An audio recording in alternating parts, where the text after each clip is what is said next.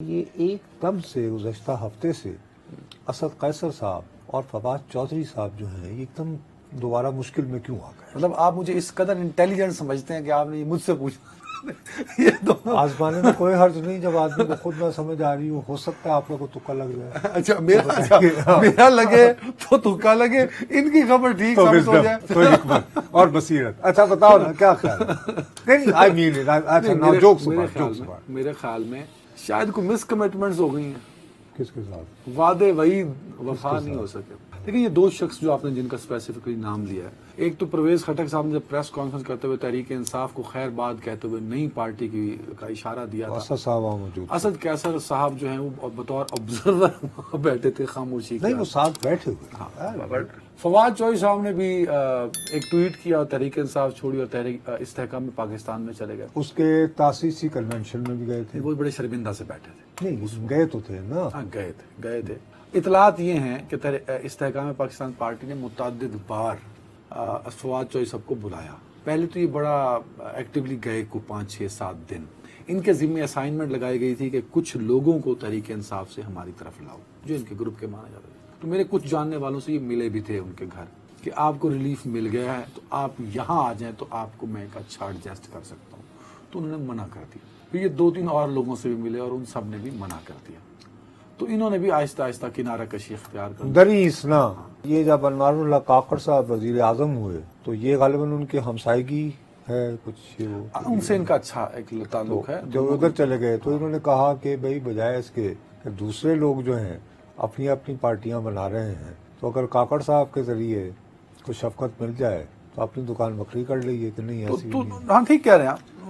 इनको मुझे लगता है कि शायद ये लोग ना इधर के रहे हैं ना उधर के रहे हैं, कुछ ऐसी सूरत हाल बन गई। यही अब मसला पता है क्या हो रहा है? मसला ये हो रहा है कि देखो संजीदगी की बात सर, मैं तुम्हें इंतहाई ध्यानदारी से कह रहा हूँ, मैं फवाद चौधरी साहब को इंतहाई ज़हीन शख्स समझता हूँ। ही इज ब्रिलियंट और माशाल्लाह हर मौके की गज़ल भी मुंह ज़बानी याद होती है, मुंह फट भी हैं, ज़बान दराज भी हैं। आज के ज़माने में जो यानी ट्रम्पियन जो कल्चर है सियासत में उस पर पूरा उतरते हैं। ठीक है, लेकिन काम भी करते हैं सर। ये मैं कह रहा हूँ लेकिन बात यह है कि गालिब ने कह रखा है वफादारी बशर्ते उस्तवारी असली ईमान है। वो उसने कहा हुआ है कि अगर ब्राह्मण जो है ना वो मरे लेकिन अपने ईमान पे कायम रहे तो उसको काबे के करीब दफन कर दो, कोई बात नहीं कि भाई वफादारी बशर्ते उस्तवारी असली ईमान। अच्छा, इनका प्रॉब्लम ये है कि ये बुनियादी तौर पर वो अब ख्वाब बेचता हूँ नून मीम राशिद, ये आइडिया मैन है। कभी मेरी तो जहानत ये अगर आपने मुझे साथ दिया तो मना अदनान हैदर खिलाफ है हमारी जमात के, तो मैं रोजाना टीवी पे उसकी भर उड़ा के उसको जोक में तब्दील कर दूंगा। हाँ तो ऐसे बंदा तो इरेलेवेंट नहीं होना चाहिए। नहीं यार ये स्पिन डॉक्टरिंग होती है ना कि आज मतलब देखो ना, इन्होंने पहले यही काम जो है परवेज मुशर्रफ साहब के लिए किया, उसके बाद गिलानी साहब की हुकूमत के लिए किया, कुछ अर्सा PMLN के लिए काफ के लिए करने की कोशिश की और बिलाखिर तहरीक इंसाफ की तरफ वहां चले गए, फिर इस्तेहकाम में भी आ गए। अब इस तरह तो नहीं होता ना सियासत में। You have to take a position. आप हर वक्त job seeking this is one side of picture.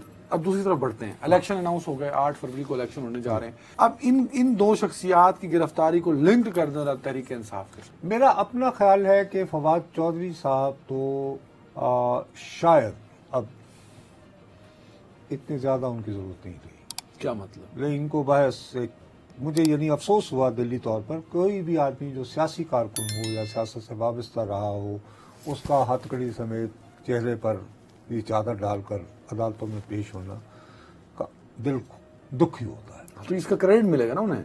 नहीं कौन देगा? आपने कहा था बड़ा इंसिस्ट करते हैं कि जिसको बल्ले का निशान मिला और अलीमा खान ने दिया। आपको क्या अब भी यकीन है कि इन जब आप when you try to please all the people all the times you don't end up pleasing anybody भाई। हर बंदे को चक्कर नहीं देता जा सकता ना। but they are not sincere with Tehreek Insaf. भाई सबसे पहली तो बात ये है कि क्या जो जेल में बैठे हुए साहब हैं वो ये भूल जाएंगे कि इन्होंने कन्वेंशन तो अटेंड किया था। उधर जो तैश का आलम है उसका भी तो कभी अंदाजा लगाओ ना। आप एक रिपोर्टर हो यार, लोगों से मिल मिलाप करो, खासतौर पर वकला जो मिलते हैं उनसे गुफ्तगू करो। दूसरी अरे भाई बात ये कि मजबूरी में असद- गए ना मेरे दोस्त, मजबूरी में। ये बात क्या चेयरमैन तरीके साहब को नहीं पता कि क्या क्या गुजर रही है? वो भाई तो- असद कैसा जैसा अच्छा, एक अगर समझदार मजबूरी ही इंसान वाकया जो है, सूबाई असेंबली का स्पीकर तो रहा यार हो। मुझे सीरियसली बताओ कि क्या वाकईतन चौधरी परवेज इलाही की वो उम्र है कि वो आजकल जो अजियत और रुसवाई से का सामना कर रहे हैं वो उससे गुजरे? शाह महमूद कुरैशी साहब माशाल्लाह मखदूम है, ये बहुत बड़ी गद्दी के, तुमसे ज्यादा कौन जानता है भाई, खानदान सोहबत दिया है and all very that। Right, very right. तू तहरीक अब वो इंसाफ- कहेंगे कि अगर ये दो बंदे इस उम्र में भी हर तरह की सख्ती काटने मेरे साथ खड़े रहे तो ये तो भी जवान जहान और पूरी उम्र पड़ी थी, इन्हें क्या हुआ? तो इनसे ये पहली गलती नहीं, ये दूसरी गलती हो गई इनसे अब वाली। अब मुझे ये बताएं कि इलेक्शन के करीब तहरीक इंसाफ कितना खुल के खेल सकेगी? भाई मुझे जो मैं अंदाजा लगा रहा हूं, मैं आपको पहले दिन से कह रहा हूं कि हमारे जो दोस्त हैं वो समझ नहीं रहे हैं कि तहरीक इंसाफ के लोग बहुत ज्यादा खुशगुमानी में मुब्तला है अभी भी। अभी। मैं उन्हें बार बार ये कह रहा हूं कि 9 मई वहां पे लिखा जा चुका है दिलों में, जो हमारी रियासत के सबसे ताकतवर इदारा है। होना ये चाहिए था कि उस मामले से निकलने की कोशिश की जाती कि भाई चलें, अगर हो भी गया लोग अब तो कर लेंगे सर, अब तो हो वो भाई, तो लेकिन अब उसका ये कि जी हो गया, लेट्स मूव ऑन, कोई इस तरह का पैगाम आना चाहिए अभी नहीं आया। जो नहीं आ रहा। मेरी इत्तला के मुताबिक मैंने खूब ठोक बजाकर 145 लोगों को चेक किया। सर पार्टी का कख नहीं रहा भाई साहब ये तो आप सोच रहे हैं ना, नहीं है बउआ। यार फिर वही बात है, वो नोश- एक चीज होती है, जैसे अभी आप पहले आप जैसे ही आपका शो शुरू हुआ है आप कितने कॉन्फिडेंट थे कि जी आसिफ साहब की और मियां साहब की टेलीफोन पे गुफ्तगू हुई है, आपका तो प्रोग्राम तैयार था, हा हा हा। और आपने बीच में अपने अरे रिसर्च मैंने तो नहीं किया ना बाबू, डेली के मैंने तुम्हें सिर्फ करेक्ट किया, मैंने तुम्हें दूसरा एक पहलू दिखा दिया। नहीं, चेयरमैन सिमिलरली जो आदमी वहां जेल में बैठा हुआ उसको है, रियल पिक्चर नहीं दिखाई जा रही अरे भाई वो बिल्कुल कन्विंस है कि रौनक लग गई है। टिल डेट आज की दिन में वो। सर मैं ये आपको पूरी जिम्मेदारी से कह रहा हूँ, इसका फायदा होगा मेरी- लॉन्गर टर्म में बात करें। मेरा ख्याल है कि Long term। उनको रियलिस्टिक होना चाहिए और थोड़ा सा एहसास करें कि बात वो नहीं रही है। वो ठीक कह रहे हैं आप, लॉन्ग टर्म में इसका फायदा होगा कि नुकसान होगा? लॉन्ग टर्म किसने देखी है? चलो। यही तो प्रॉब्लम होता है।